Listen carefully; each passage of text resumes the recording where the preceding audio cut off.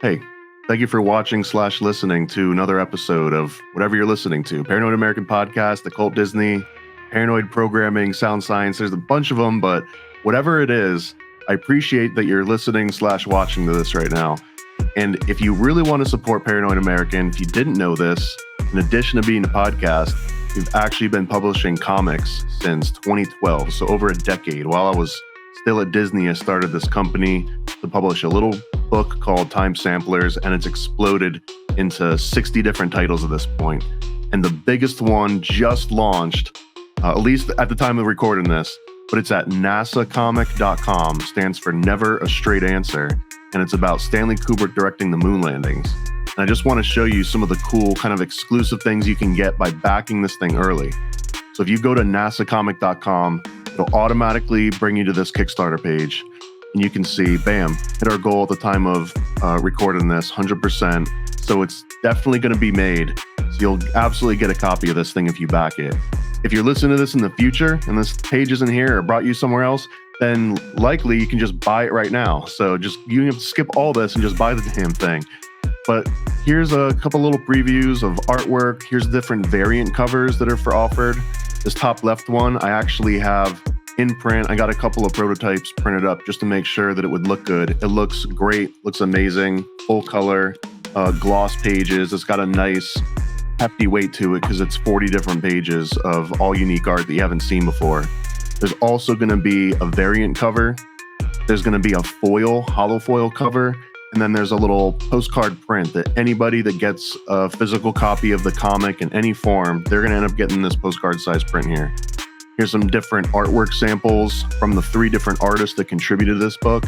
And then here's the important part, the rewards. So by backing this project, you're going to get to pick some different kind of reward tier. The entry level one is this digital deluxe, which has the entire book in digital form. You'll get a PDF. It's also going to have an additional 8 different pages that aren't in any of the print versions just because they were maybe some were a little too spicy, maybe some were a slightly different art style, but I'm going to give all that in the digital deluxe along with some wallpapers and some MP3s and stuff. If you want the print one that I was just holding up here, then the entry for that one is $15. With that, you're going to get that little postcard print I mentioned. You're going to get a trading card. You're going to get a bookmark, and you'll probably get some other stuff because I always throw in extra freebies. You can ask anyone that's bought anything from Paranoid American. I hook it up with lots of extras. If you want the variant cover, which is only available in this campaign, there's a $19 tier for that. It also comes with an extra sticker. If you want the hollow foil, then that one is $29. These ones are going to be super limited. Like, these won't exist outside of this campaign for the next 30 days. So if you are listening to this in the future, sorry you missed out. You might be able to snag one in an upcoming campaign if there's extras. But if you really want this hollow foil, and you should, you can get it right now for $29. And then we've got a couple other tiers after that. We've got a 55th anniversary special for $55. That has the main cover and the foil cover and a sticker sheet and some other goodies. Here's the best value, basically. There's a $99 Cosmic Conspiracy tier, over 40% off of all the different things that are included. So this one's going to come with the main cover, the variant cover, the hollow foil cover, 3 or 4 different sticker sheets. It's going to come with 6+ stickers. It has the trading card, a bookmark. It has a custom Paranoid American Room 237 keychain. And I think the highlight of this is it's going to come with this custom embroidered Stanley Kubrick patch based on the Apollo 11 design. And if you keep scrolling down, you can see all the other extra reward tiers. All of the different items are going to be described in more detail. And I want to show you this patch right here. It's a 3-inch embroidered iron-on patch. You can put it on your Molex bag. You can put it on, anything, hats, backpacks. This is the first time we've ever done one of these custom patches, so I'm really excited about that. There's also a custom fake moon landing playset that you can select as an add-on when you go to check out. So speaking of, let's say that you're sold, you want to get a copy, you want to help support Paranoid American. If you haven't used Kickstarter before, the easiest thing to do is you just click on this project button on the page. It's both at the very top of the screen and it's at the top of the page. So you can click either one, back this project. And from here, it's going to be like a typical checkout. You're going to select which of these different tiers you want. Again, I highly recommend this $99 Cosmic Conspiracy combo. It's going to have every single thing that the campaign has to offer that's exclusive to this NASA book. You click on that, you pick the country that you're in, and then you just click on the pledge button. There's one extra last step where it's going to ask you if you want to do any add-ons, if you want to throw in like a trading card pack or another keychain or anything else. You can get some huge discounts on the backlog of Paranoid American comics. But let's say you're done with that, you click continue, and then finally, if you don't already have a Kickstarter account, you'll be prompted to make one. You can link it to Facebook. The rest of the flow is just like any typical checkout online. So I really appreciate if you would take a look. Please just back the comic, back nasacomic.com. Anyways, back to your regularly scheduled programming. Ask about Illuminati, since the charting upbeat ducks. Is it Disney mind control? Is this MK Ultra Deluxe? Occult Disney, go wish upon a star. Occult Disney, should know what to chat for. Occult Disney, Video Land, Pinocchio. Occult Disney, as a bomb so low. Pinocchio seeks fun on Pleasure Island, where traffickers need just fallen minds. Captain Hook, the lost boy in Neverland, saving kids from Peter Pan's designs. Nemo feels to survive the Barracuda, and that nobody means no one. Snow White never took another breath. Bird Prince, the angel of death has come. Occult Disney, we go from real to real. Occult Disney, Bohemian Grove and no more real. Occult Disney, ask about Illuminati. Occult Disney, we teach occult to everybody. Occult Disney, go wish upon a star. Occult Disney, you know what to chat for. Oh, Occult Disney, the new brand Pinocchio. Yeah, yeah. Occult Disney, it's a bomb so we go. Occult Disney, please enjoy the show.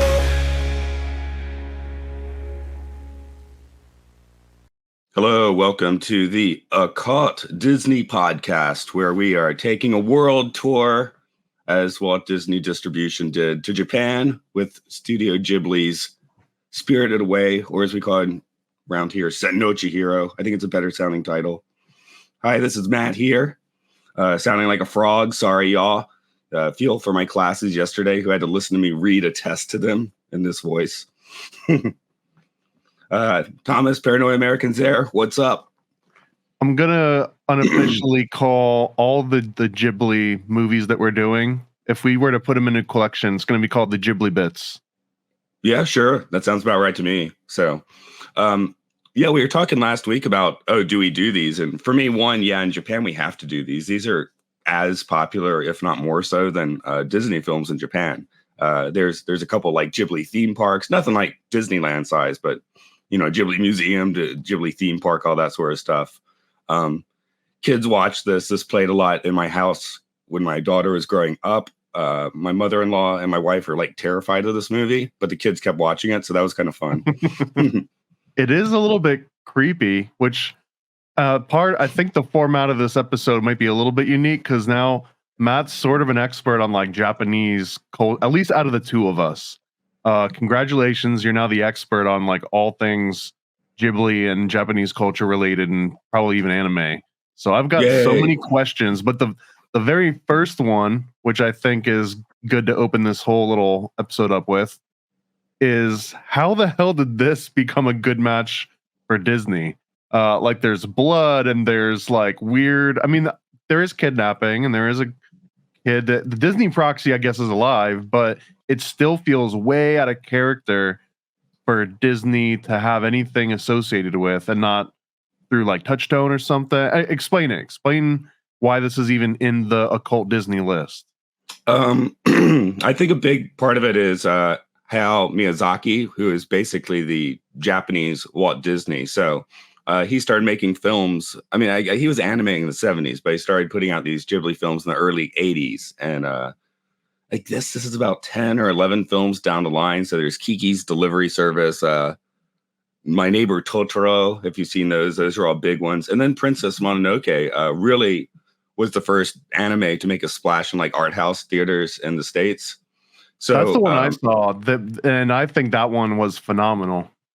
Oh yeah. That I think that one did not get an Oscar simply because they hadn't started giving them yet.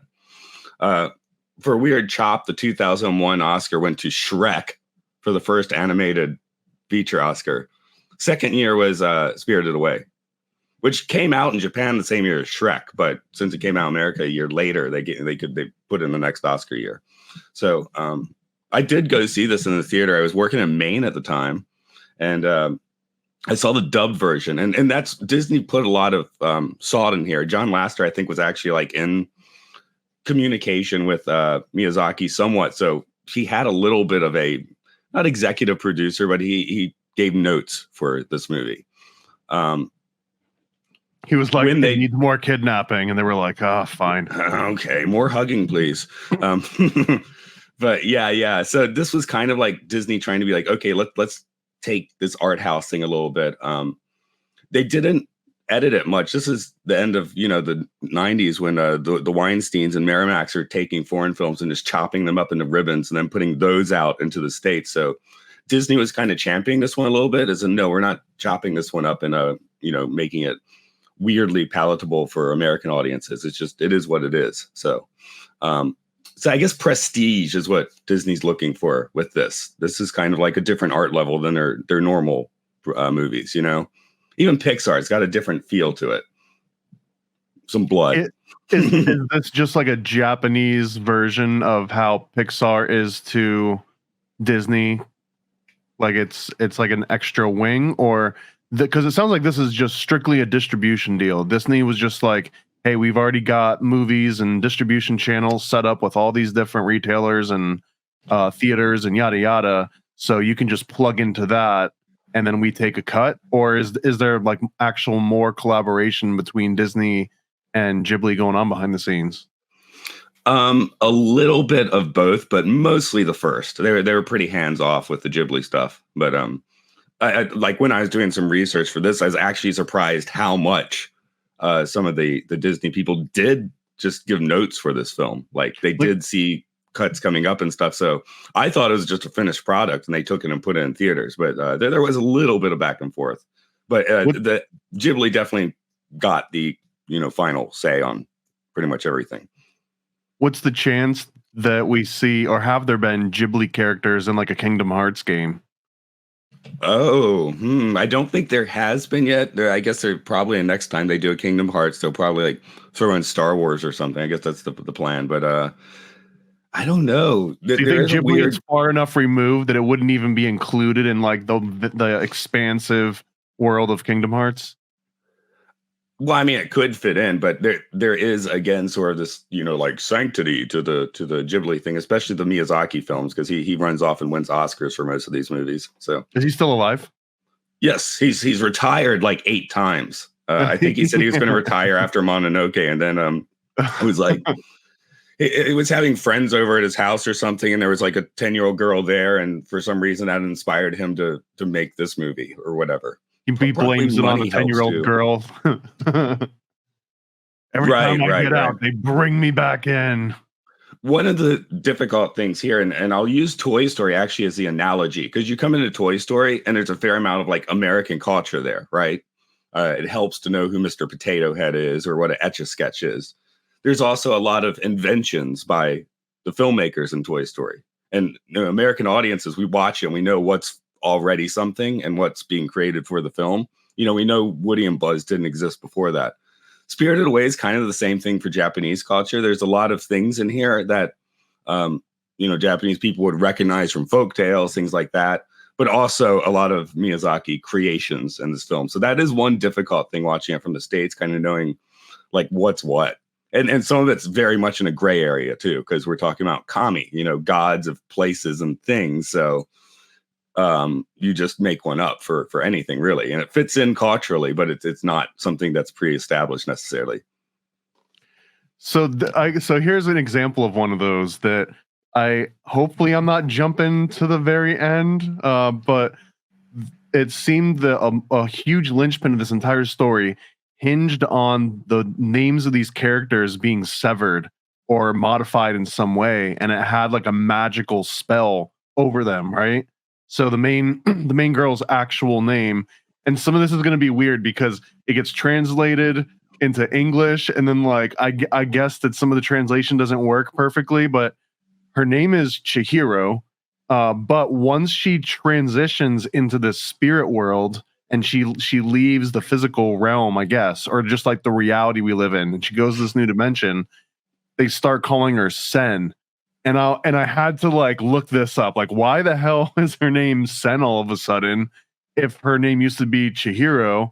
And then I'll save the spoiler alert for a little bit later. But like the boy's sidekick Haku, he also has this weird thing going on with his name, and she solves it at the very end. And I think you know what I'm talking about.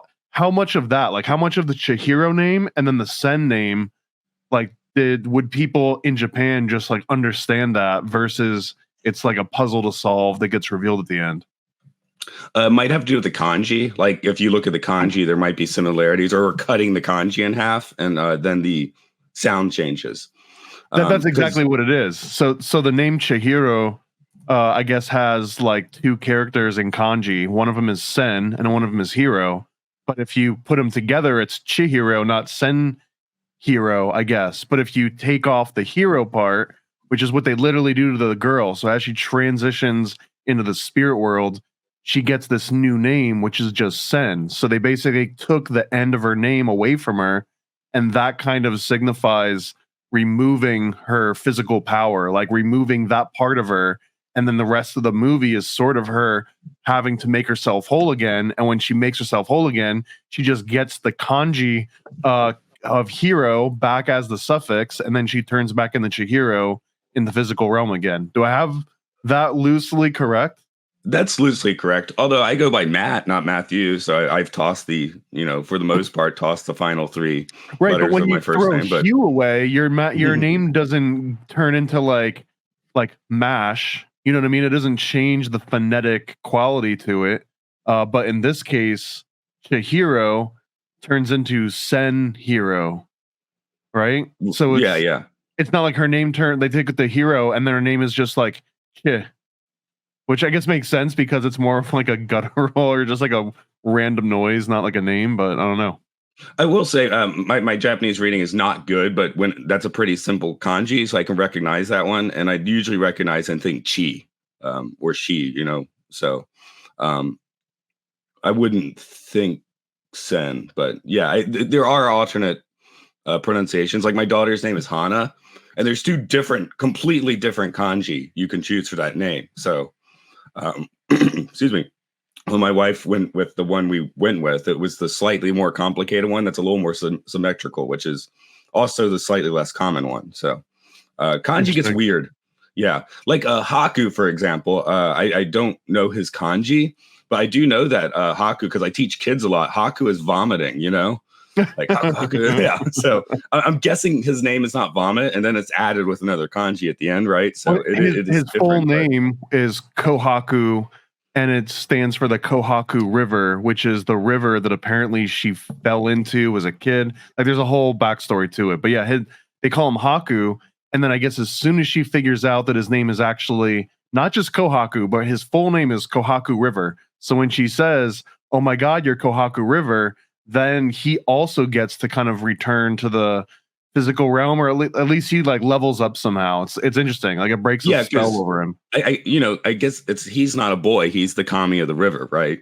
He's literally the river. Like he is the embodiment of the river, but the river has since dried up. So he can't actually exist in the physical world, but he exists as like an entity still, even though, which is also kind of a weird concept, right? So that if like let's say in Japanese culture, a new river is naturally formed because I don't know, a boulder or like an avalanche or something happens and a new river is formed. In theory, does that mean a new god has just been created to like Yes. represent that new river? Yes. So And someone would go and build a little shrine next to it somewhere on that new river too. and then the river goes away, but that god still technically exists. So on an infinite timeline, there's an infinite number of river gods in Japan as a new river gets added, a new river goes away, a new river gets added, but the gods never go away. So they just keep building up over time. Yeah, like a lot of shrines are actually rebuilt a lot. When you go to a shrine like this shrine's like 1,000 years old, they might have rebuilt it 7 times to the same specifications. But technically, I guess I don't know if that still enshrines the same god, or we're looking at a more modern god now. One god, oh, yeah, I guess it's a good question. But in the case of a river, like it's like, imagine if it's not just the same river drying up and then refilling, but literally like a brand new waterway gets created through some natural disaster or what have you, like an actual new river. So they could just be printing river gods out in Japan. Like there seems like a loophole here that I might have discovered. Yeah, mountains as well. Of course, it takes much longer for mountains to form and fall, but same thing there, right? What about man-made lakes? Man-made lakes. I bet someone enshrines those. Yeah. Yeah, is that all? So if you just make a shrine to yourself, can you technically become a god in Japan, or is there more to it than that? Well, yeah, in the East, everybody's a god. Isn't that Namaste? I recognize the god in you. I mean, that's India, but like that's Eastern, I don't know. Eastern I feel religion. Like there's different levels here. If you say namaste to somebody, sure, they get to be a god. But if a freaking Japanese village builds a temple to you and worships it, and you didn't ask them to, I feel like we're talking 2 different classes of gods here. Like all things are not. There's nosebleed and there's backstage. You know what I mean? Right. So, but yeah, you'll find just these tiny little shrines because sometimes, like you say, it's a boulder move. There's a new little river, and someone's like, "Oh, I need to put like a tiny shrine here." I mean, or you don't want to get sent into the spirit realm by offending the new river god without putting some kind of shrine. No, not at all. I should also throw in the name Kohaku is well known. Again, it's probably different kanji, but that's the big New Year's musical program in Japan. National television will have it's like 4.5 hours long. And it's supposed to be all the female singers versus the men singers. It's the like black and red music contest. So does that have the kanji component of vomit inside the way that is spelt as well? Or am I not seeing the way that all that works? I'm not finding the kanji for his name, but I'm guessing it's probably different. And I'm just familiar with hearing that word. It's actually all kids want to talk about. Yeah. Haku is actually written in katakana, meaning it has no actual meaning. Fun. Like it doesn't have, I'm just looking at the wiki here and it has no kanji. So once you put it in his name, it has the kanji, but that's a different kanji. Sorry. So that's a different kanji. So his name does not actually mean vomit. That's just why here. Cause again, I teach kids. So if I hear a kid going haku, let him go to the toilet, Etymology in Japan means that each character or sound or what have you doesn't necessarily have some sort of like a meaning to the root. Like some of them are just noises to differentiate, or what? Yeah, there's 3 kinds of writing. There is kanji, they're the Chinese characters, the ones that are really hard to learn. Those have very specific meanings. And even if it's the same one, if it's a different kanji, the meaning might be completely different. Those are the ones that everyone got tattoos of in the 90s, right? Correct. Yeah, myself included. Did you get a literate one, or does it make sense? The one on top says music and the one on bottom says talent. So I get and everyone that I've had check is like, yeah, those pretty much mean that. Like it doesn't really mean anything together, but like the things mean the things. Okay, that's better than having like butterfly whore or something. Yeah. But yeah, there's the kanji, and then kids don't know kanji. It's too complicated. To read the newspaper, you need to know like 2,000. Is So there's this like cursive? Like, is it dying out, or is kanji no. there to stay, or Oh what? no, kanji's here to stay, which might Okay. not be great actually because it's really difficult. But yeah, so then there's hiragana. These are simplified symbols. I know hiragana pretty well. That is for Japanese words. So if you're reading a Japanese children's book, it's either going to just be in hiragana, or they'll have the kanji, and then just above the kanji, they'll write the hiragana so a kid can read it without knowing the kanji. Hmm. What I just saw Haku written in was called katakana, which is for foreign words, new words, like made up words. So that means his name, according to what I'm looking at here, doesn't have any particular meaning. It is just a chopped out part of his complete name. Okay, so like the word frazzle drip, that would basically be the latter of those, because it's a new word that didn't exist already. Right. So if you were writing that into your article in Japan, you would do that in katakana, because there's just no way you could do that with correct. You couldn't take kanji that like sound like those things and put them together. Interesting. Okay. I wonder how many Japanese articles include that word. And are those three the only options you've got? Like, if you don't know those three, you're illiterate when it comes to Japanese writing? Yes. Okay. If you don't know kanji, like for me, I know some kanji, but not that many. So if I'm going to read stuff in Japanese, I'm going to focus on those hiragana and katakana parts, especially katakana, because that might be straight up English. But it's funny, sometimes you find yourself reading it out loud, and it, like coffee, you're like, kahi, what is that? Kahi, because that's what the symbols actually say. Because there's still Japanese sounds, and we have lots of sounds in English that they don't have in Japan. So you put together the Japanese sounds, but then phonetically you can figure out what the English word is supposed to be from it. Yeah, like in Japan, everyone calls me Mato. They don't call me Matt, because this Japanese sounds would be Mato. So is that offensive to you?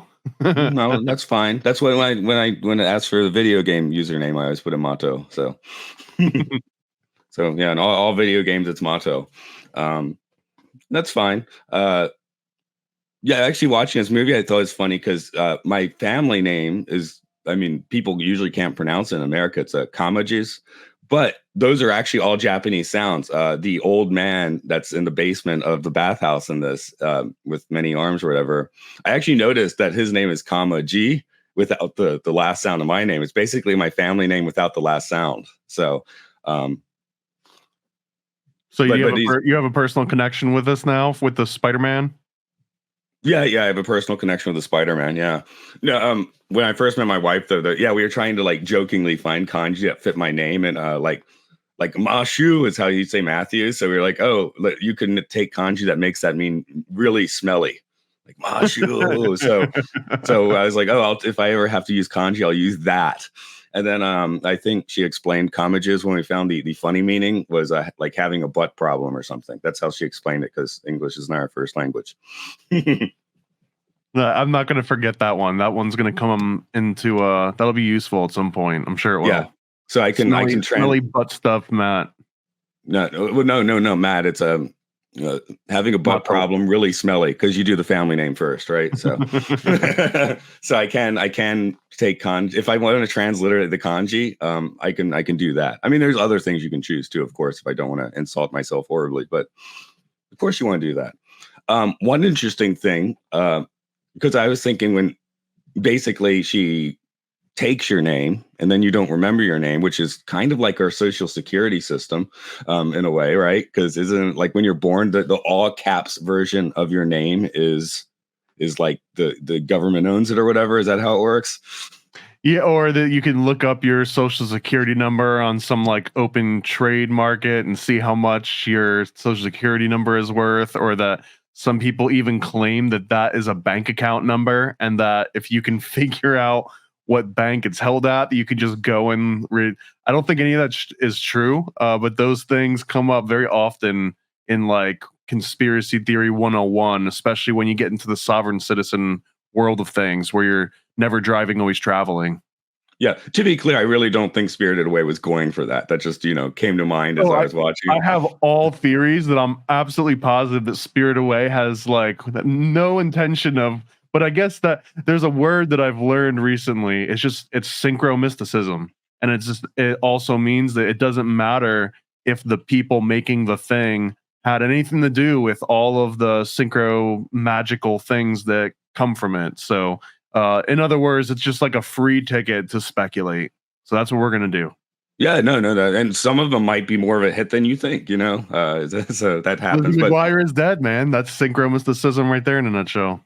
But teaching kids when they're writing essays or whatever, now we're in like junior high school students. Often when they write a company name or the name of a famous person, they'll do it in all caps, which I'll usually try and correct that. But there is a weird thing when you see a proper name in English in Japan. A lot of times it's all caps. So I thought that was kind of weird. So well, I was going to ask too, what age or grade level are kids when they basically like have a firm grasp of kanji? I'm gonna say somewhere in the middle of junior high, probably. So 8th grade-ish. They should be getting pretty good at it. I mean, some kanji are considered harder than others. I've been told, I've seen the kanji, so it does look difficult. But I've been told a bara, meaning rose, is the most difficult kanji to write.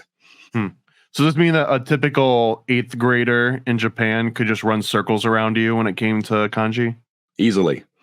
A 4th grader could run circles around me. A 1st grader, maybe not. I might know more kanji than a 1st grader. Know how to pick your fights. Yeah, it's like Kramer in karate school, right? Yeah. Or Cartman trying to join the Special Olympics. Of course, he got owned, didn't he? So he did. Yeah, let's go through a few of your observations / questions, and I'll see if they do fit into the Japanese vibe or not. Okay, yeah, I've got some chronological sort of as the movie goes. So if you got notes as we get into the different sections, feel free to take over too. So it starts out, and the first thing I notice is there's a Kit Kat bar, and I do know that Kit Kat is somewhat famous in Japan for having a bunch of like weird Kit Kat flavors that don't make it over here, but it was just interesting that in 2001 or even earlier as they were working on it, that Kit Kat, was that like a paid sponsor? Is it just like a really big thing? Was that a way to say, hey, Americans, we're just like you, we eat hydrogenated soybean oil just like you guys. Look, here's proof. Corporations are really good, sometimes really good at duping the Japanese. Kit Kat just made it seem like, when you go to a souvenir shop, I mean, if you go to most souvenir places in Japan, there's going to be some weird Kit Kat in a large box that you're going to buy and give to somebody else. So it's just like, so no one's actually eating the green tea Kit Kats in Japan. I've eaten a ton of those. Those are great, by the way. Dark chocolate ones, those are good. No, let's say, so in 2 weeks, we're taking a trip to my daughter's birthday thing. She wants to get her hair straightened out because she's Japanese. So we're taking a trip overnight. I'll probably get some omiyage. We say omiyage. It's a souvenir. Maybe I'll get the Kit Kat. I don't know. And then I'll take it to the office. They'll put it in the company, the backroom table, and everyone takes one or two. So they eat them. But it's usually like a communal, like take it to work, take it to school sort of thing. Okay, so Kit Kat, I think, is Mars, has a strong hold worldwide, and here's proof of it that they make an entrance in the very opening scene of this. There's also real quick, have we discussed KFC before? Kentucky Fried Chicken in Japan? You have to remind me what's the link. They have fully duped. In Japan, when it's Christmas, you have to eat fried chicken, which is because in the 80s. KFC did an ad campaign in Japan, like they had the Japanese colonel in in a Santa suit, blah, blah. And the ad campaign was so successful now, like you have to book your Kentucky chicken like in advance if you want it, like, order it in like November for Christmas. Or maybe you get some grocery store. So it's not the real one. It's not Kentucky. I don't get the Kentucky because I think Kentucky Fried Chicken is terrible. But and I sometimes have to hold my tongue about that in Japan. Like, don't eat that for Christmas. That's insane. But yeah, you eat fried chicken in Japan for Christmas because KFC had such a successful ad campaign. I like to think that there's a reality that we're all working towards where everybody has a national cuisine that another nation mistakenly eats for Christmas. So you've got like Jewish people in the States classically go for Chinese cuisine, right? Japanese people go for Kentuckian cuisine. Maybe we'll just call that American cuisine. But I'm sure that there's a bunch of other like weird ones that, I guess if you just put the right advertising dollars in the right spot and then you just link it, because is Christmas celebrated at the same capacity in Japan, or is it just like a fun novelty thing? Fun novelty thing. We don't even get the day off. I've worked most Christmases in the past 15 years. So I mean, it makes sense that you would have an American corporation that identifies like, oh, that like they don't celebrate a thing over there. We can tell them like that's our, like we invented Christmas. KFC invented Christmas. We talking about the Colonel is Santa Claus. Haven't you ever noticed? He just kind of like trims his beard in the summer and then lets Well, Coca-Cola invented American Christmas, right? So it's not like it hasn't happened in the States. Although currently the KFC ad campaigns in Japan are great because they've cast a young Japanese man as the Colonel. So now we have like sexy Colonel. See, now you're selling me on it again. We might go, yeah. Yeah. So the movie, when we see the Kit Kat bar, I immediately was like, oh my God, this takes me back to almost her age, because they were driving what looked like a Toyota / Honda. It had like that boxy look that was pretty big in like the late 80s, early 90s, before things got all like smooth. She's in the back. The Kit Kat bar is going and they're moving. And the parents kind of mention this thing to her because she's like complaining about having to change and losing her friends and whatever. And they're like, oh, no. Like it's fun. They're emphasizing this. It's fun moving to a new place. It's an adventure. And like, that's just typical NLP reframing that they're throwing on this girl. But it also made me think that like, I think it is true. It is an adventure, but also there's some people that grow up as kids that never move even one time. And then there's some kids that grow up and they move like every couple years, especially a lot of military brats that I knew, you know what I mean? And that alone seems kind of like an interesting concept that some people are completely acclimated to moving. You just mentioned that you never moved when you were growing up, which is also kind of a weird thing. Yeah, first time I moved, I was going to university. So that's weird, but only because I had to move from New York to Florida. So I had like one big one and then a bunch of little ones within Florida. But that was kind of an interesting experience to go through when I was like 7 or 8. Of just like leaving everything I knew, mountains and trees and friends, and then just like flat, humid, you know what I mean?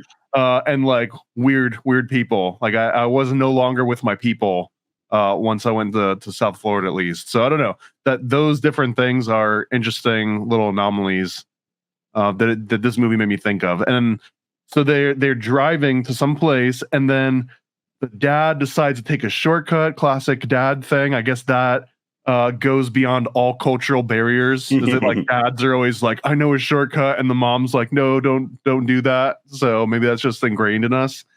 And the girl has like some really weird premise. There's two really creepy foreshadowing things that kind of happen here. One of them I don't think it ever resolves to something, but they like plant a seed. Because she's like, Mom, my flowers are dying. Because she's got like these pink lilies in her hand. They keep going back to that, and they keep showing flowers in different segues in this movie. But the mom says like, oh, honey, I told you not to smother them like that. Like that's why they're dying. And it just feels like such a very specific foreshadowing. Like she's going to smother something and it's going to die. Although that doesn't really ever happen in the movie, does it? No, I don't believe so. Yeah, the only thing that dies in her presence is like a little slug creature that was living inside of Haku's body, I guess, and like causing him to bleed internally, and was like controlling, like a mind control black goo type substance. Oh, more black goo. I mean, it's there, right? That's not even a stretch. It's a literally black goo that is like controlling his mind and doing like internal damage, and they use magic to summon it out of him, and she squishes it, I guess. And then she's told by the spider dude, Kamaji, that she needs to like wash her foot off before it seeps into her skin, which sounds like it could be a whole nother way. Like, is this like a symbiote? Is this like a Venom symbiote kind of situation? It sort of feels like it. They make a sequel with Tom Hardy for Spirited Away. Yeah. So they're driving. The dad takes a shortcut, and as they drive by, they see these like cinder blocks, which I guess were from like an old house or an old temple or something. And that's when the mom kind of just casually drops like, oh yeah, some people believe that spirits, still live in there, I guess. And are they talking about like each individual cinder block gets its own little mini spirit, or like how does that work? I think they mean the house. One, you will find, aging population and declining population. You'll find a lot of abandoned houses, especially as you go into the countryside. Also, people generally do not move into a house in Japan because, yes, your house has a spirit. So if you move into a house, the previous family spirit is still there. So in Japan, it's more like you would tear down the house and then build a new one. Okay, so some of the Ghibli magic starts to get added at this point, because the reason I asked that is that as they drive by, there's all these cinder blocks. It's not like there's this one ghost that's coming from all these cinder blocks. Like each little one has like a little weird creature, like some are different sizes and colors. And it reminds me of the little like mushroom dudes from the Mononoke. They just like come out of the forest. They just happen to like live everywhere. I'm sure they've got a real name that I don't know. The little like white dudes that click. But it almost felt like that was an addition here of that each little pebble or each little block was like a house for another little tiny creature. But yeah, give yourself headaches about those gods, because every little thing's going to have some kind of god. You don't damage your stuff because that's damaging its divinity. Like I don't take my microphone and throw it on the ground. And rivers, to break your brain more, just a little trickling stream. They'll call that a river in Japan. Like there's basically what looks like a drainage, not pipe, but concrete, whatever thing, and that people refer to that as a river. If you like accidentally nick an underground sort of like pipe, and all of a sudden there's a god that represents the mistake you made. Right. So of course these gods at the bathhouse can be grumpy, and that's why there's an endless amount of them coming in and out, because there are so many gods. Okay, The gods outnumber us. Making a lot of sense now, because they drive by, and then the dad on this shortcut, they come to a kind of a dead end. There's like a ballast there that's preventing them from going any further. And they walk through, and it looks like a weird train station. It's got like these Gothic cathedral ceilings and stuff with these like large arches and everything. But then the dad and the mom, in a very self-aware for its own time period, because this is 2001, and they're like, oh, this is an abandoned amusement park that was built in the 90s. And it was like they were building these things all over the place, but then the economy crashed and no one could move, like actually run these things anymore. So they became abandoned, which is weird, because if they said it was happening during the 90s, what are they saying, like 92, 93? So the movie was written about something that had just happened like 4 or 5 years prior by the time that they actually publish it and it gets out. And it's a very, very specific moment in time, considering that it was written about something that happened within the decade that the movie came out. Yeah, that's the the Japanese bubble of the 80s, where they're making movies about that. Gung Ho, there's a movie about that sort of thing. But yeah, Japan was just loaded with cash. The bubble burst. So in the 90s, and when I first came in 2004, they were still kind of like la la la la la, everything's fine.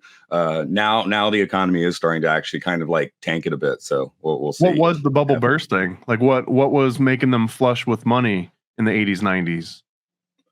Well, after the war, they did so much production and stuff. I mean, people working 12-hour days, 6 days a week, which was the norm through the 80s. So everyone was overworking themselves to death, and it temporarily turbocharged the economy. But you can't do that forever. Also, people, since they're working 6-hour day or 6-hour weeks, 6-day weeks, 12 hours or whatever a day, 60-hour weeks, 70-hour weeks, nobody's having kids. So the population is getting older and smaller now. Okay, so they come to this abandoned park, which apparently they're all over the place. And the girl has like this insane premonition or like she's just like, no, we can't go here. I've got a bad feeling about this. And the mom and the dad, it's this weird role reversal, right? Usually it's like the kid that's like, no, let's stop. I want to go to this amusement park. No, I want to go and explore. And the mom and dad should be like, no, we have to get somewhere. We're moving. The car is full of crap. I've been driving for, hours and hours. But instead, they're like, oh, let's go and explore and do this. So I don't is like, what did you think about her basically knowing something bad was going to happen? Such an odd, specific feeling to have about a random passage. I mean, a lot of 10-year-olds, if they see something new and weird, they're going to have that reaction. So I could see her kind of having this reaction here. Hey, as foreigners, especially a couple of my coworkers, like, bigger and taller than me. And then sometimes they terrify the kids. Just, I have a bad feeling about this weird foreigner guy. So they enter the theme park, and she does go with them because I guess she was scared to stay in the car behind with them.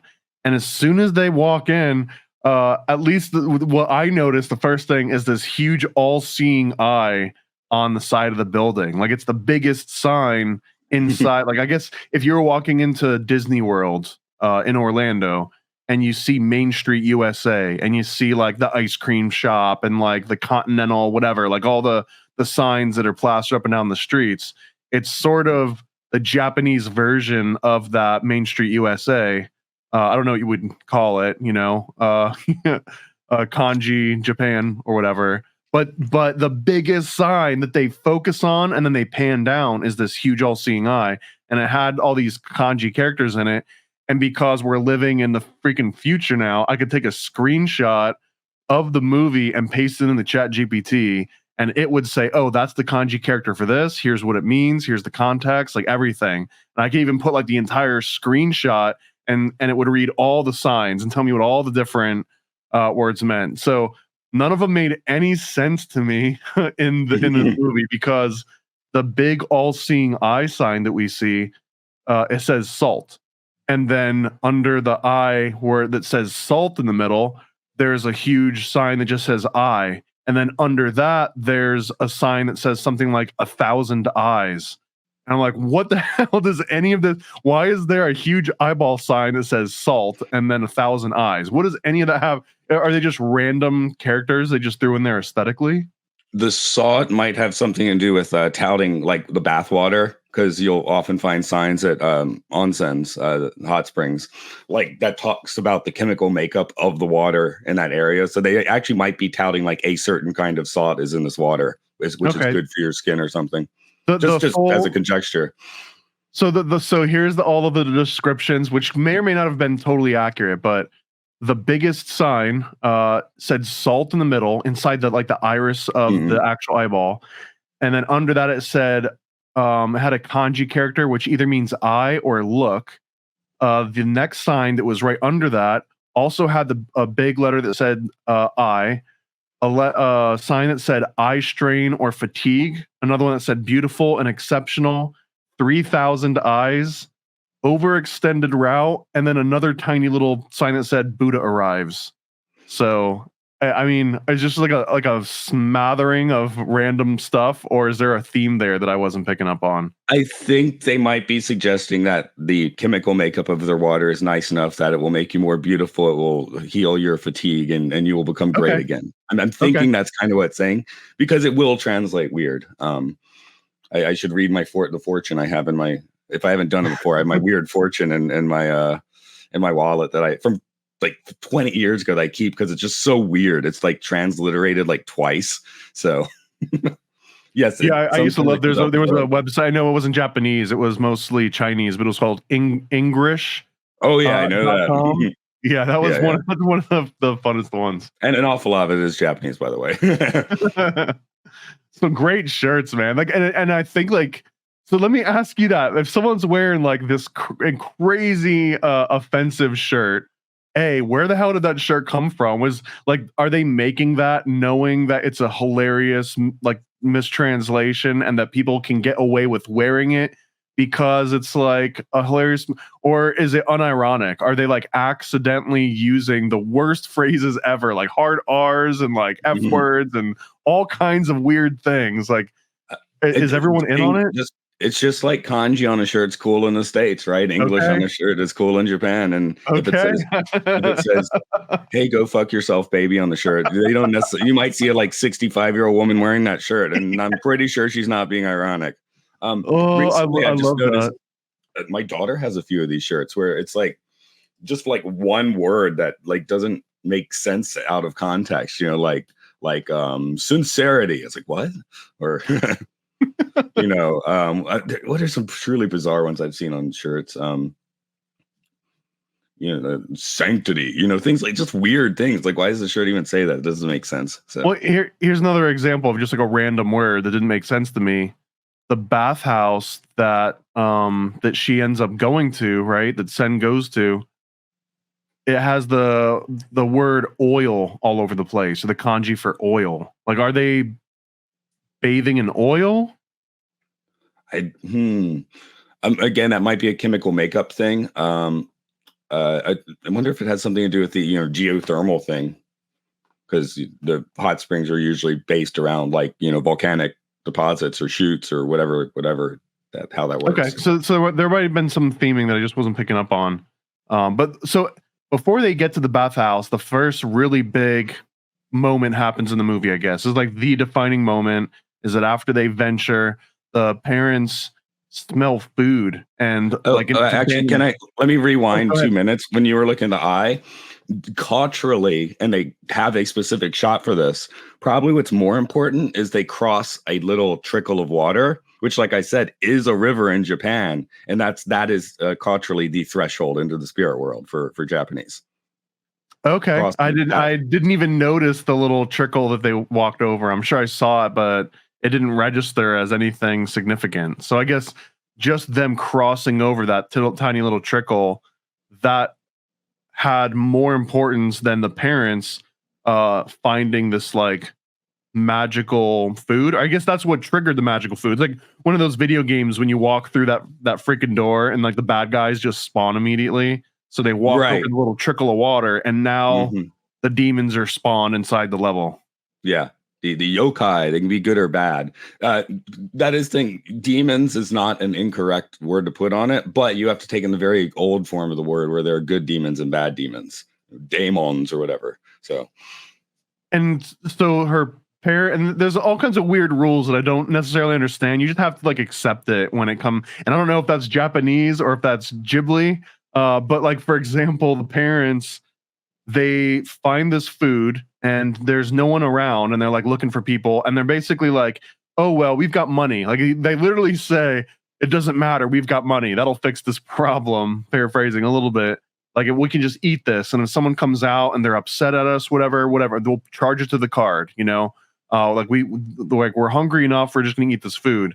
They start eating, the girl goes and explores, and when she comes back to see her parents, because apparently if it gets dark or like after the sun sets, then the magic comes out. I'm not really sure if that's a Japanese or a Ghibli thing.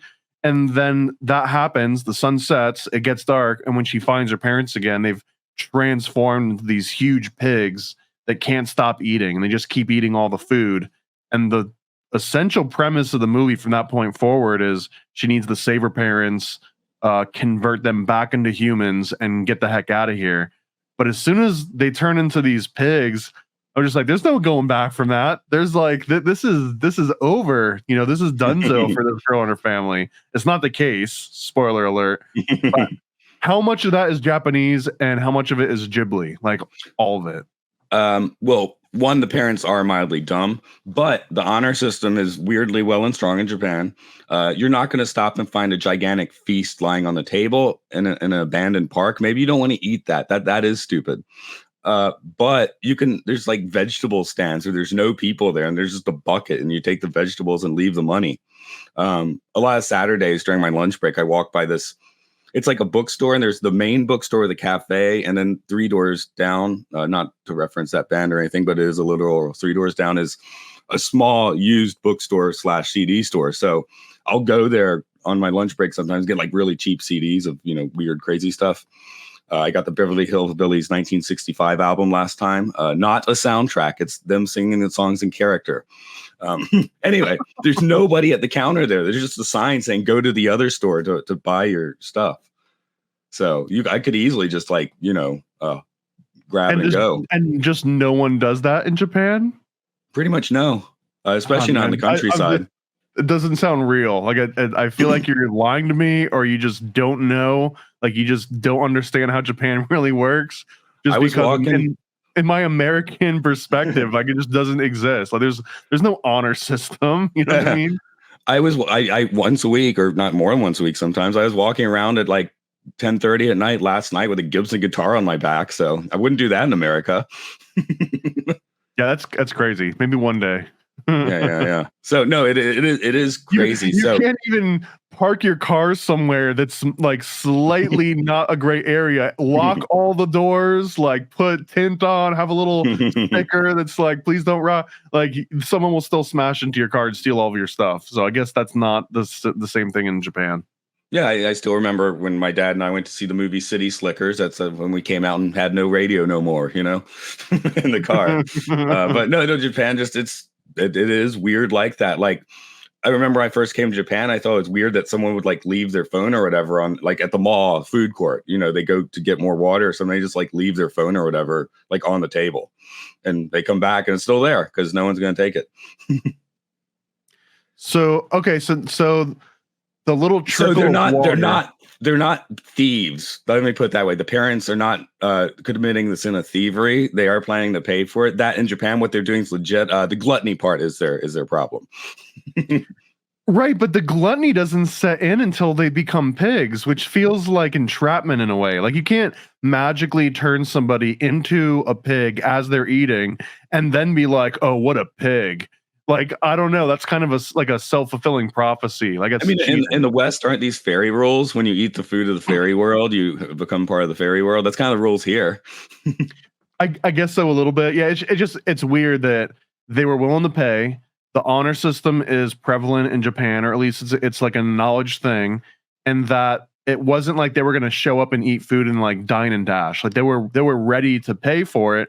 But throughout the movie, when the girl inquires about her parents, and one of the bas, which we'll get into on this too, I have to understand the different the baba and the zami ba or whatever, but they basically say, "Oh, your parents got what they deserved." So I don't understand, what did they do that was so wrong? Just being dumb, I guess. I mean, the crime of being stupid. I guess I'll accept that. Yes, the crime of being stupid. I think actually is pretty much correct. So here's okay. Parents turn into pigs. It gets dark. She tries to get back to the car, thinking like, let's get out of this weird, amusement park world. And that's where that little trickle that I guess you said it was the threshold for them entering this weird spirit world, that's turned into a full-blown massive river that she can't get across. So now she's trapped on this island, essentially, with a bathhouse, and has to go and work at a bathhouse in order to escape the island. Oh, this is the part where I should throw in. I was saying, maybe it's over a volcanic deposit, which would be an onsen there. The other one is if it's just a public bathhouse, it's not necessarily the nice volcanic water. It's just, people 50 years ago didn't necessarily have a home bath. And that actually what is called a sento. So like the first two, Sento Chihiro is the name of the movie. So in Japanese. Okay, I mean, this is a perfect time when you can explain this aspect of it to me too, because so it's kind of a pun. It's also, it kind of means bathhouse Chihiro at the same time that it's like Sen is Chihiro. It has a double meaning.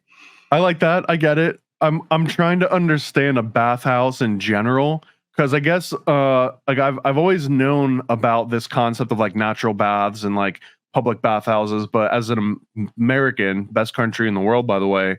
I never grew up in a place that didn't have a bath, attached to the house, like a private bathroom that you lock the door, one person in at a time, kind of situation. So there's two ideas of a bathhouse that I've learned about. One of them is like, I guess the classic ancient version bathhouses and all sorts of, like Japan included, where maybe everyone didn't have hot water or running water at all, so there'd be like a communal bath area. But then there's also like the sexual bathhouse connotation. Are those the same thing, and some places just made it dirty? Or like, does that exist in Japan too? Like, do you have to, if you just go to a bathhouse, do you have to make sure you're not going to like the wrong kind of bathhouse, or are they totally separated? It's pretty clear where you are. At the end of March, we took a little holiday and went to one of these onsen towns. The one in this is, a very fanciful version of a real bathhouse town, but you'll find these in the mountains, especially. So we stayed, there's like about 15 rather large hotels with baths in them with the volcanic water. We stayed at one of those, and we're walking around at night, and we walked to a different street, and suddenly I realized, hey, we're surrounded by a bunch of whores. So this is the other part of the bathhouse town. Okay, so it is the same thing. It's just that there was like a natural evolution. Like there's G movies and there's X movies and everything in between. My right? company had a overnight company dinner thing. Actually, I think it was the same town, but it was a bigger, more expensive one. Maybe looked a little closer in this movie, but I remember a lot of the middle-aged men disappearing after the dinner because they were out with the women of the night in the weirder parts of town, like 2 streets over. Is that more socially acceptable, like universally in the adult world there? Yeah. I guess that's like, don't tell your wife sort of stuff. I don't know. I haven't taken that route myself. I will say that, but but I've been to the bathhouses plenty. Most Mondays, I'll take a hike out and I'll just walk out to one of these onsens and do the sauna, all that, and then come home. And that's like kind of my day. Actually, it sounds interesting. It's such a foreign concept to me. I have gone to a public pool before. Like I didn't have a pool growing up, so I understand that idea. But it's like, yeah, it would be weird. It's just such a weird thing. Like I'm gonna go and soak in a big hot, tub of water with a bunch of other strangers, or just with the rest of the people in my HOA, which is even weirder than strangers, I would think. No, when I first started podcasting, I was with my buddy Luke, who we work at the same company, and we would meet physically. We'd hike halfway up the mountain, record a podcast like at an old temple, like in the middle of the forest, go to the onsen, run around naked, and then record another podcast at the same temple on the way back down. So, okay, so there's more transition stuff in this aspect. So like as she's making her way to the bathhouse, and I guess I might miss some of these elements here, but she's basically told, if you want to save your parents, you have to go to the bathhouse and you have to find Baba, who's this old lady, and she's got a more official name than that, but everyone calls her Baba for short. Well, Baba. Is just honorific, basically. Like great grandmother is basically like not great as in like not as in your grandmother's mother, but she's not so great to me, so I'm just going to call her Baba because she's not. Okay, sure. Then take off. She's kind of the crappy. Fine. She's the crappy one. Okay. But she's told to find Baba and Baba and get a job from her, and then that's the only way that she can get back to, I guess, the real physical world again. And she's told all this by Haku, but Haku also there's all these like rules. So first she starts to disappear like a human in the spirit world. She looks like a ghost, I guess, just like a spirit in the human world would look like a ghost. So there's like this implication that like she might disappear completely, and they don't really explain what happens. I assume that she just dies at that point or something, but she has to eat food from the spirit world in order to remain in the spirit world. And this, I mean, to me, I was like, oh, it's Alice in Wonderland. It's the exact same thing. You have to eat this magical food in order to go into the magical realm. Eat this one, make me smaller. Eat this one, make me bigger. It felt like that same sort of entryway. And then once he actually does that and they get into the bathhouse, then she meets the spider dude that you were talking about. And that kind of felt like the caterpillar in Alice in Wonderland. And just like the caterpillar in Alice in Wonderland, it's smoking on the hookah. But since this is a Japanese dude, a Japanese, bug, he's chain smoking cigarettes, and he's got like a little ashtray just filled to the brim with fallen soldiers in there.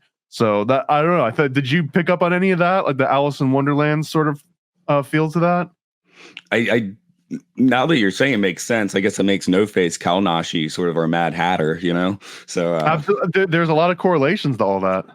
I would not put that beyond Ghibli, because what you're mentioning is mostly part of the movie that's Ghibli inventions, right? So it kind of makes sense that they might use that as a bit of a template, especially if they are, getting a few notes from Disney while the production of this movie is taking place.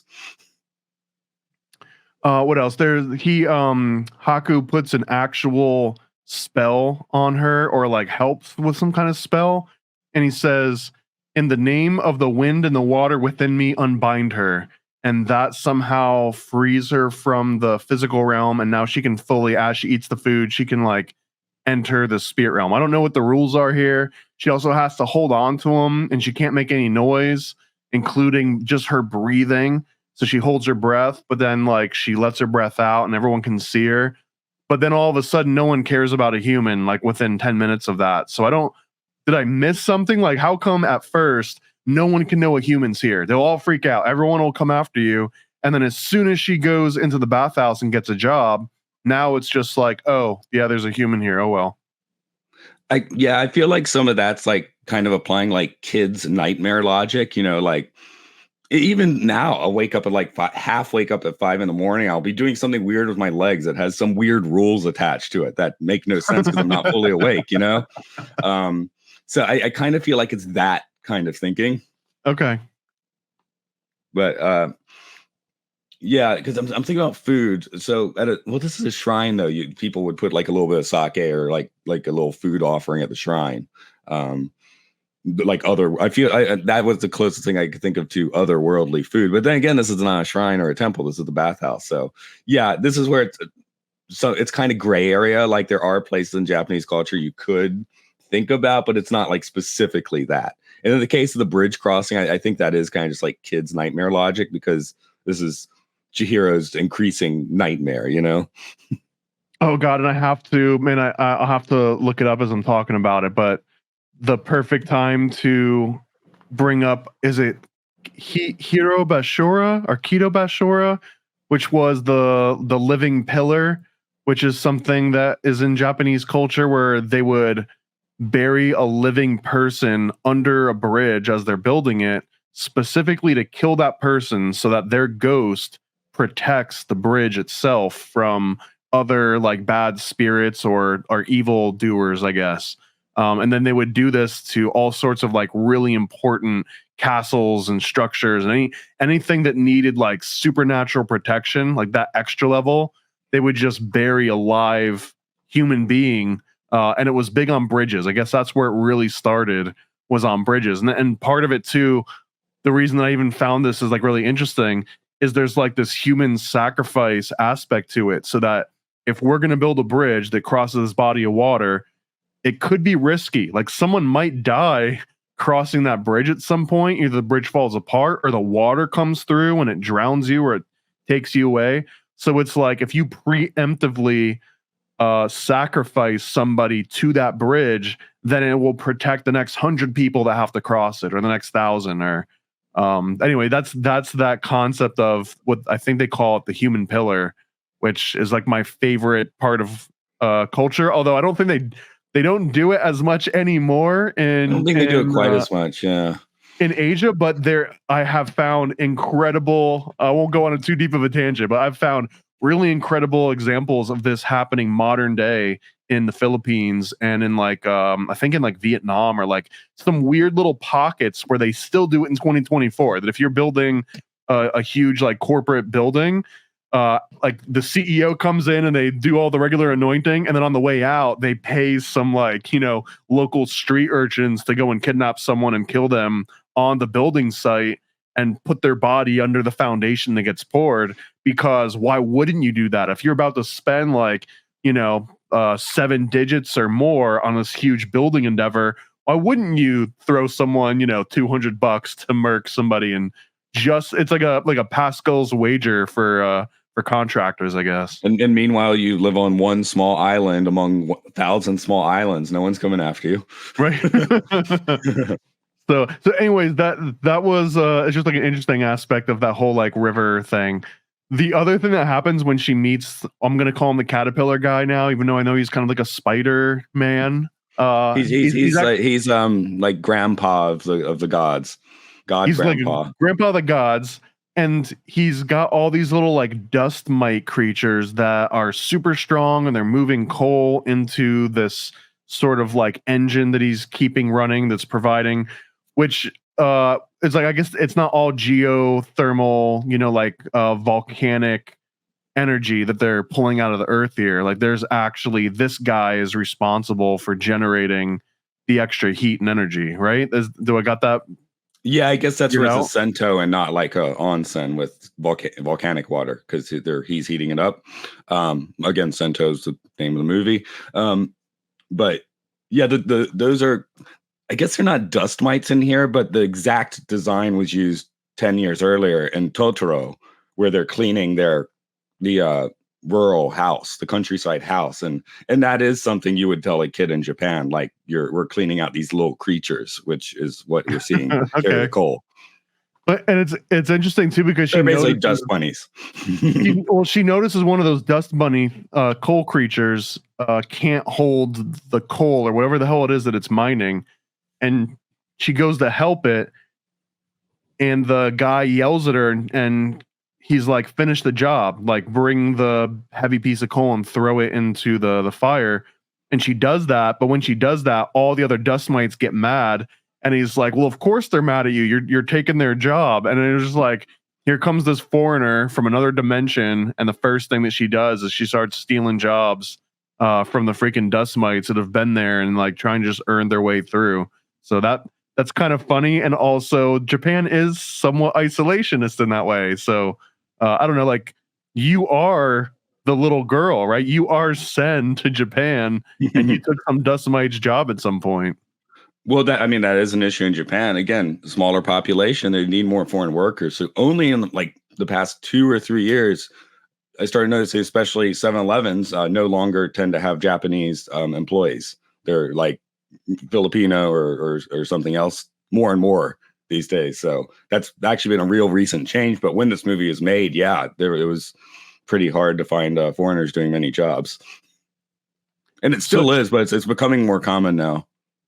Well, and she quickly starts elevating through the ranks because she goes from a dust mite into a proper bathhouse employee. Because then she goes and finds the old lady Baba or Obaba, and like just keeps bugging her until she finally gets a job to work in this bathhouse. And Baba, and forgive me because this is where it's like my own weird brain just started making connections that didn't deserve to be there, but at this point, we've got an orphaned young girl that is sent off to an island and forced to work for some madam in a bathhouse and bring these horrible, ugly monster just made out of like literal feces and mud, and has to somehow pleasure them or bring them some sort of, satisfaction. And in return, they pay like incredible amounts of money. We're not just talking about like, oh, a good tip. Like, these are people going on super yachts and that can afford to just tip just pockets of gold, endless pockets of gold. So all I could think about this entire time was just like, this is Epstein. Obaba is Ghislaine Maxwell all over again, because she is essentially like she's literally a madam for this entire bathhouse. Everything goes through her. And she's got all these weird like there's like spies going on, and she hired Haku to go and spy on her sister. Like, it's all Haku would be the actual Epstein in this case, right? Well, or Haku would be another like Haku, if we were to expand it from just Epstein to like include the Finders and include the Pizzagate and like all those things. Haku is kind of like a Johnny Gosh, where like he got snatched up. He has his personality somewhat severed, right? They take half the name away. And in that sort of like severing and that fracturing of his name, he forgets. He gets amnesia, just like Sen forgets and everything and gets amnesia of her own. So this is kind of like that trauma-based programming where they instill a new personality into you. So in that case, Haku is like this MK Ultra Johnny Gosh that is being used to go and procure other orphan kids and bring them into the fold so that they can then kind of follow in his footsteps. Something that might just as a draw an outline around that is, if you notice, most of the things that have to do with Yubaba is like Victorian looking stuff. Like everything in the bathhouse is very Japanese looking. The street outside is very Japanese looking, but everything, her office, her clothes, Big Baby's room is kind of has a more Victorian Western look. Yeah, and without even going into detail, it just dancing on a fine line here, but they portray Yobaba as this big nosed money changer, and like she's a bad guy in a way. So that's all I'll say on it. But she clearly has this weird like Rothschildian taste for finer things and decor. Right. But the otherworldliness of it all is still, I guess that's, it's like a fantasy. You can do what you want, but it is interesting to think about how much they would have thought about those things in Japan. I mean, there's plenty of horrible things going on, but maybe not that exact setup. So, and her talking about Sen here. So she gets a job working for Ghislaine on Epstein Island, and her first big job is to basically give a bath to the most disgusting, vile monster that anyone can even, like. Everyone's holding their nose. They're all gagging. Like no one even wants to make eye contact with this big like poop monster, I'll call him, because essentially that's what it looks like. And everyone keeps complaining about the smell. So I just assume that it's like this massive. And when I say massive, it's like the size of a house. Like this big poop monster comes into the bathhouse. Some kind of a weird smelly creature thing. And then helps the dude out. She puts through it and cleans the guy. And then he has just, enormous amounts of money that he starts throwing around at everybody because she was able to like finally clean him. And then he like turns into this weird dragon-like creature that like flies through the air. This feels like just typical Japanese anime plotline. Like when Adventure Time makes fun of Japanese sort of characters, like this is it. It feels exactly like that. That's another river. So the river was very dirty, and Chihiro basically cleaned the river, which Miyazaki says like when he was a child, they were cleaning a river and, pulled a bicycle out from the mud. So that's very almost literally, except that's in a bath house and it's a bath, but it's a river cleaning. Okay, I get that kind now. of foreshadows later that Haku is also a river, and his dragon form is very similar, although he looks younger. And there is a note that Haku, they say, he runs around doing Baba's dirty work. Like that's an actual quote from this. So it does seem that he wouldn't be Epstein as much as he would be subservient to like the Maxwell family. So yeah, I'm sticking with Haku as Johnny Gosh in this analogy. Okay, that makes more sense. I felt kind of bad saying that about Haku anyway. So I did write down the quote though. Which this is a Disneyfied translation. Were you doing dub or subtitle, by the way? Oh, dubbed all the way. Okay. Anyway, I was doing subtitle in part because I can actually recognize some of the Japanese being spoken. But becoming a sorcerer's apprentice is dangerous business, I thought was an interesting line. Yeah, it's magic is definitely seen as having like white and black magic in some ways, and that's my understanding. Is that Yobaba is kind of like the bad black magician, and Zeneba, right? That which is like the good version. I think it was just Zubaba. Let me double check that because they're Zeneba. Excuse me. Okay, sorry. I thought they were both Babas. Okay, I thought so too. But yeah, so it's Yubaba and Zeneba, which is basically the exact same person, except there's a good one and a bad one, and one is supposed to be more caring and nurturing, but to me they were just the exact same character. Yeah, kind of two sides of the same coin, because Zeneba certainly seemed capable of doing some horrible stuff. So and I guess if you were to ignore the Babas, the real like evil monster which becomes ambiguous is the No Face, which also reminds me of the little dudes from Super Mario 2 that I mentioned that have the little masks and you'd jump on them. Although I'll jump back on your Alice in Wonderland, calling him the Mad Hatter because he shows up, does insane things, and then sort of becomes a sidekick, Well, I guess that's what and he eats people. Yeah. Right? And if he eats you, do you back die? Out later. No, he spits them out at the later, if you remember. Okay, so there's really no... Like, I don't know, it just feels like so less scary that none of this is permanent. Like, no matter what happens to you in this Japanese folklore of this, this Ghibli movie, but your parents can turn into pigs, you can get eaten by monsters, you can disappear, but there's always like, but it can all get reversed. Like, as long as one person comes along at some point they can just fix it all for everybody, which she kind of does. Like she, at the end of the movie, she converts like all these pigs into people again, right? Like she was the savior for, I guess, this one little haunted amusement park that had been trapping people since the 90s. Something like that, yeah. I mean, not far from here, there's it's a outdoor museum, which we go to, some big weird sculptures, great for photos. And across the street is some large complex that clearly has been abandoned for a very long time. I don't know what's in there. Well, don't go, or if you do go, no. make sure you don't cross any bodies of water, and you got to get out of there before it's dark. There's a bunch of rules, apparently.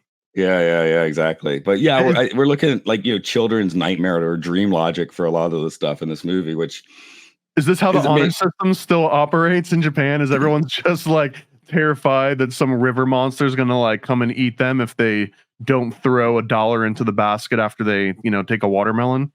Nah, more like the typhoons, but yeah. Okay. Typhoons will get you. Let's see. There was another interesting like magical spell thing that happens in this one, and it's so Haku tells her, I think it's Haku tells her, put your fingers like this, like put your thumb and your forefinger together and form like a circle, and she does that, and then he like hits her hand and breaks it apart, and he's like, okay, there, we're good, evil be gone. And like when he hits her fingers, it like breaks the seal. Is that a Ghibli thing? Is that a Japanese thing? Like, what the hell was that? I feel like that's probably like the crossing the bridge sort of thing. Just like there's so many weird like kid logic things kind of baked into this movie, which is maybe why everything is like not harmful in the end, because a kid making a story is usually, well, now I have extra power, so it's okay. Well, and this is where it starts to get a little bit bloody too, because Haku then inexplicably to me turns into a dragon dog, kind of like the Never-Ending Story. Yeah, like he Falcor. He kind of turns into Falcor in a way, but like a bloody Falcor that has all of these paper birds chasing after him and cutting him open, I think, with like paper cuts. I didn't get that whole premise of like, why is he being attacked by these paper cuts? Is this like the lawsuits coming after Epstein, like death of 1,000 cuts? I don't know where the analogy goes on that one. So something like that, I'm sure. Yeah, I'm saying your thing. It is a traditional Eastern dragon. Koreans do it too. We watched the Korean movie Dragon Wars, D-War, and it has this kind of dragon, no arms or legs. It's more like a flying snake creature. So that is kind of standard folk imagery. So how and why does Haku turn into a Falcor dragon? Is that like a river thing because it's how rivers move and like the dragon moves? I think that's what they're going for. That's his river form. Why is that the river form? Again, the scum monster that turns out to be another river dragon, right? Him and Falcor, excuse me. Him and Haku are like the same thing, basically. Okay, so there's like a Fern Gully aspect to this. Like there's a lot of environmental, like the scum demon is a polluted river that needs to be cleaned up. There's an environmental message caked in a little bit, I think. Yeah. Okay, so we get Fern Gully, and then Baba is upset someone stole her baby. I just want to throw that out there. So there's all sorts of like child kidnapping going on in this movie, and then at the very end, the Babas kind of, I don't know if that's a collusion thing or because Zeniba is supposed to be the good Ba and Yubaba is supposed to be like the ambiguously bad Madam Ba, but I guess the Zeniba is like, oh, but she still has to pass this final test. And at the end, they show her all these pigs and say, go pick your parents out. And if you can't pick them out, then they stay, pigs forever. And she says, my parents aren't here, like none of them. So it was a trick question and she gets it right. And then everyone turns into humans again. But this seems to imply that like Zeniba's kind of a jerk too. Yeah. And also keep in mind, like earlier in the movie, Yubaba does make some not altruistic, but she makes some non-villainous decisions and actions, right? It's not black and white. They're both, they're a little closer to the center on both ends. Yeah, 100%. Like neither of them felt good, like good people, but neither of them also felt like entirely Maleficent style bad. Yes. At least before they started remaking all the movies, and now, you know, Cruella I de never Vil saw is this. sort of like closer to the center, right? Yeah. So these are, you're charted directly there. These two. So yeah. You're not. It's not Good Witch of the East and Evil Witch, the Wicked Witch of the West. You know. So she gets it right. Everyone turns back. Her parents turn back. She goes back home, I guess, in theory, and happily ever after. And that's kind of the movie wrapping up. Yeah, her adventure's over. That's right. We do get the Orpheus stuff a little bit, where it's like you cannot look back as you leave with your parents. So, which she manages, unlike Orpheus. So good for her. But she decides to go back into the Matrix. So she's kind of like, what's his name? Cyrus? Oh, right. He just wants some good steak. It's not real steak. Yeah. Is it Cypher? I think you're right. But yeah, that is, you know, we basically have this weird little fairy tale here, which is caked in with a lot of Japanese folk stuff, caked in with straight up just Miyazaki inventions, and that's sort of what we have. It was really I do weird. want to throw out. It was really creepy. I do recommend giving at least a little bit of the Japanese language track or subtitle, just a little bit of. I found in Miyazaki they don't dub very well. Like who's in this one? This one was amazing. I mean, yeah, it's got Jason Marsden, great. Suzanne Plachette, David Udgen Steers. I mean, John Ratzenberger. A lot of Pixar guys, because Lasseter had kind of started sending letters to Miyazaki back and forth about this movie. I mean, this is among like the best dubbed anime movies that I've ever seen. Like that, sometimes it's hit and miss. Sometimes you just have to accept that it's not great and it's part of the aesthetic. But this one was actually like really well done. Yeah, the one that, especially with Miyazaki movies, that it is a well done dub, but one thing that totally gets lost is the way kids talk in Japan. Well, not like that, just the tone.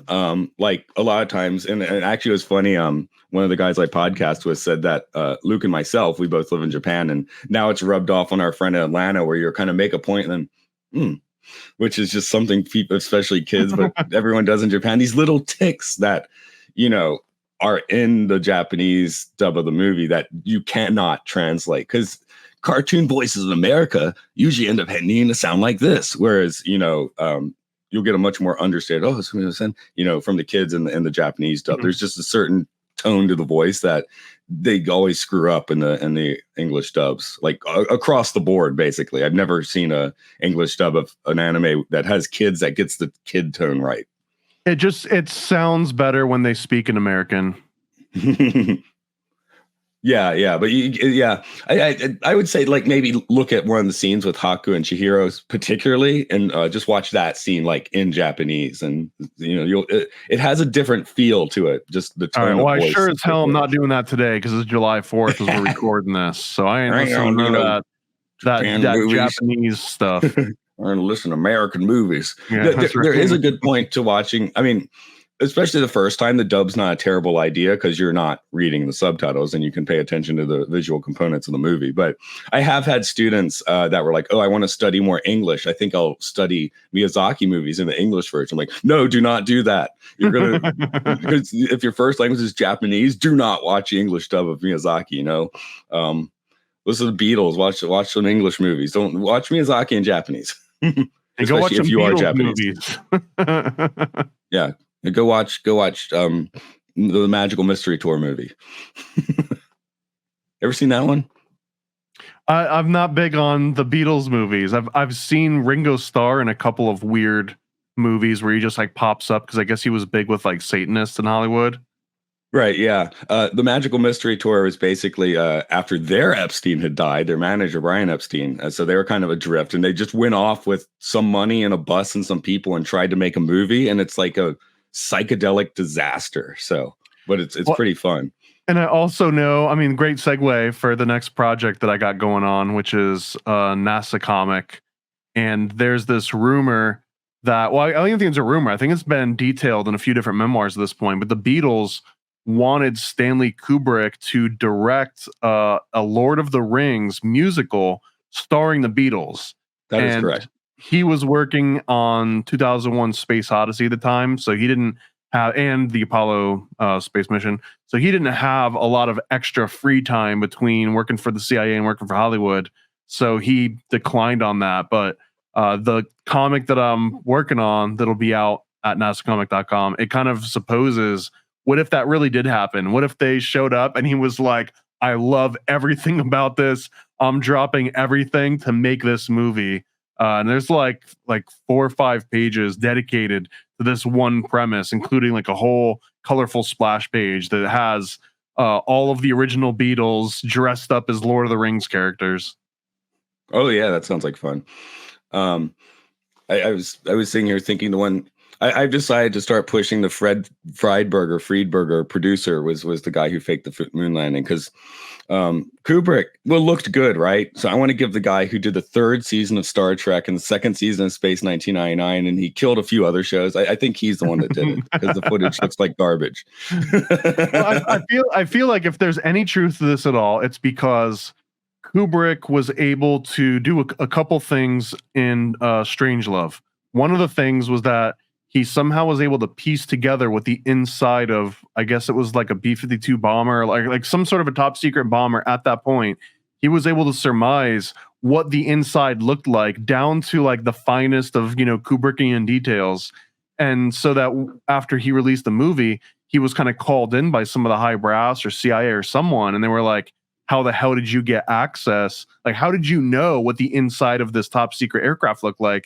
And he was just like, oh, I just figured it out from this image that was released and this and this. And if you've got one of those, and you've definitely got to have one of these. So he kind of like understood that aspect to it.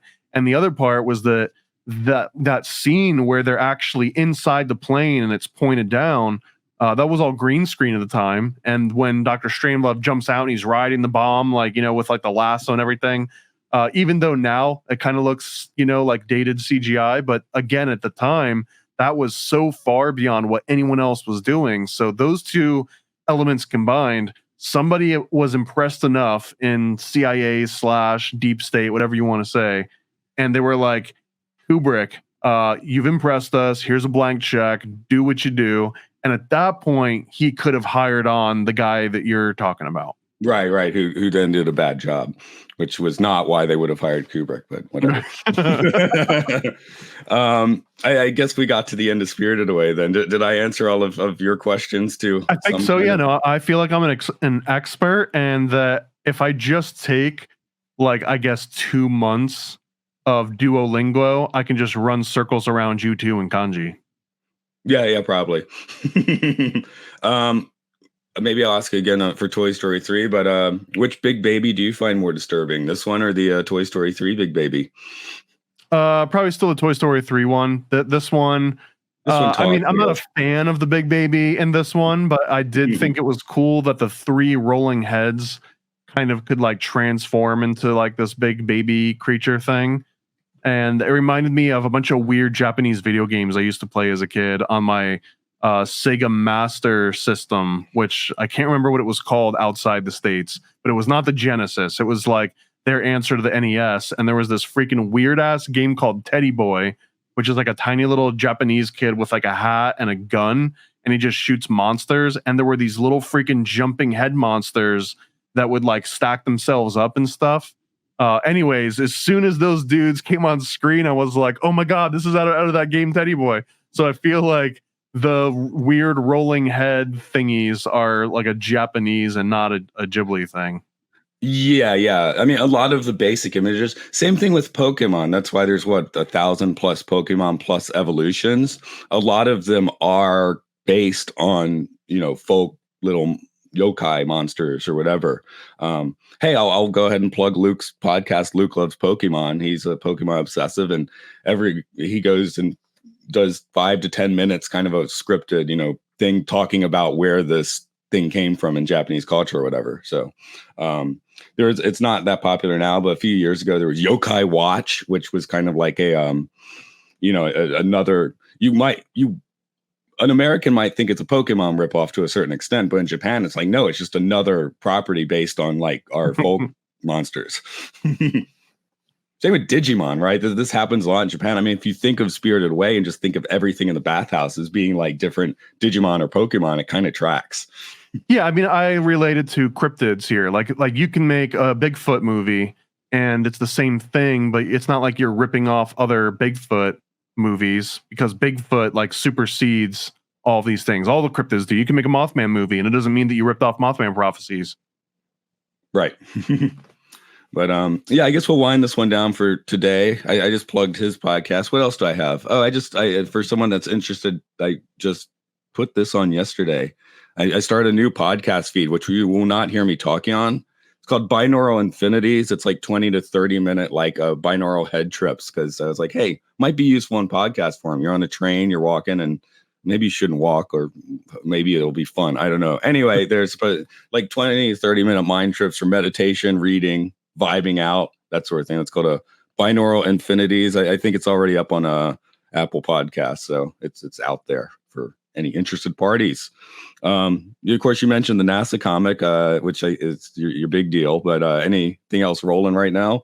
Yeah, that's the big one that's coming up. If you're listening to this now, it'll either be available on Kickstarter to support. You can go and grab like some cool. One of the ones we're gonna do is a morale patch. So I've got like a little. It looks like the Apollo 11 space mission patch from NASA, but it's got Kubrick instead of the eagle on the front. So that'll be kind of like a fun little thing that if you back the project as we're trying to raise funds for it on Kickstarter, you'll get the patch. Otherwise, I don't know if I'll even make enough to sell them retail. And speaking of selling the stuff retail, after the Kickstarters are over, I'll have whatever copies are left on the site. So I just had 2 Kickstarters that wrapped up. One was The Chosen One issue 2 that had Alex Stein, and it's got Sam Tripoli from Tinfoil Hat, XG and Johnny, like a whole bunch of people in it. Mark Steves from My Family Thinks I'm Crazy, Juan from Juan Ayala, the One on One podcast. That comic just got shipped out, and now I've got the remainders listed on paranoidamerican.com. I think there's like 50 issues left. So if you want to snag an issue, that's available. And my adult occult series, now if you go to adultoccult.com, it'll bring you right to the website. And I've got 30 copies each of the trades, 2 different cover variants, and then another 10 of like the official cover. So after those 70 in total are gone, like that was it. That was the whole initial print run. And I'll have to probably do another Kickstarter sometime in the future to get any more made. So yeah, those are the big ones. Just go to paranoidamerican.com. They're all listed on the page now, and grab them while they're still, I got some in inventory because they go pretty damn quick. And I think I sold like over 600 copies. So it was a little silly to only get an extra like 60 made. I didn't have the flow in order to just like keep stocking up over and over again. So hopefully once those get moved out, I can do another print run. Get up before they just vanish like Chihiro. Ready for a cosmic conspiracy about Stanley Kubrick, moon landings, and the CIA? Go visit nasacomic.com. nasacomic.com, CIA's biggest con. Stanley Kubrick put us on, that's why we're singing this song. I'm nasacomic.com. Go visit nasacomic.com. Go visit nasacomic.com.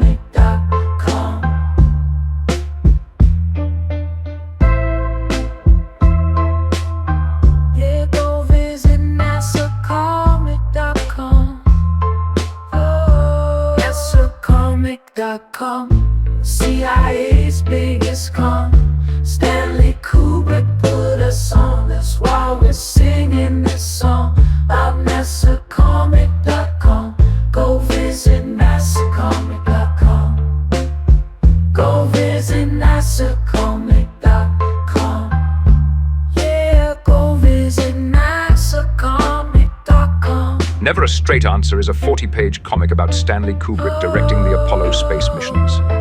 Yeah, go visit nasacomic.com. This is the perfect read for comic, Kubrick, or conspiracy fans of all ages.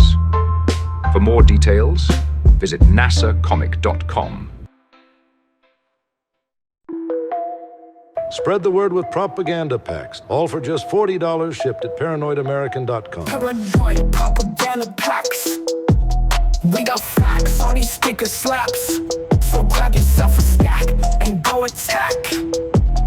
with these paranoid propaganda packs. These huge all-weather slaps will last in public for years to come. Remind citizens that birds are not real. Self-immolation is an option, and might make you magnetic.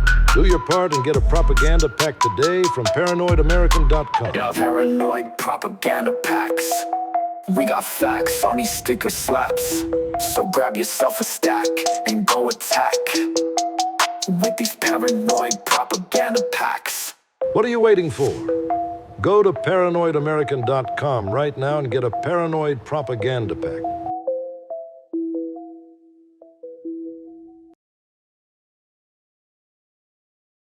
All American stickers, cryptids, cults, and killers. We got all your favorite conspiracies, all of that and more on our sticker sheets.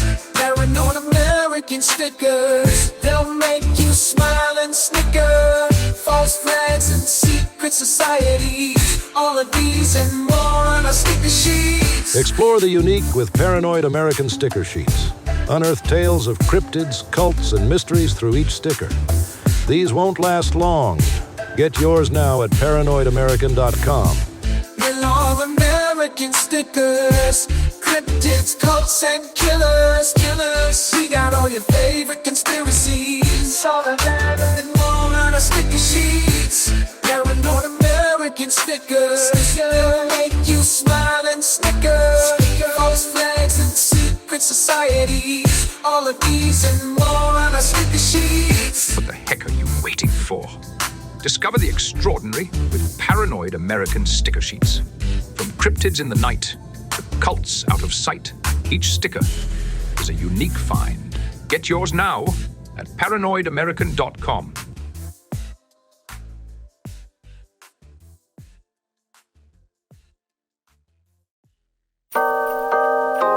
Paranoid.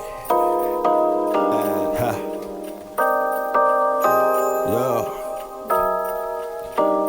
I scribble my life away, driven to write the page. Will it enlighten your brain? Give you the flight, my plane, paper, the highs ablaze. Somewhat of an amazing feel when it's real, the real, you will engage it. Your favorite, of course, the lord of an arrangement. I gave you the proper results to hit the pavement. If they get emotional, hate, maybe your language, a game, how they playing it well without Lakers. Evade them, whatever the cost, they are the shapeshift. Snakes get decapitated, met is the apex.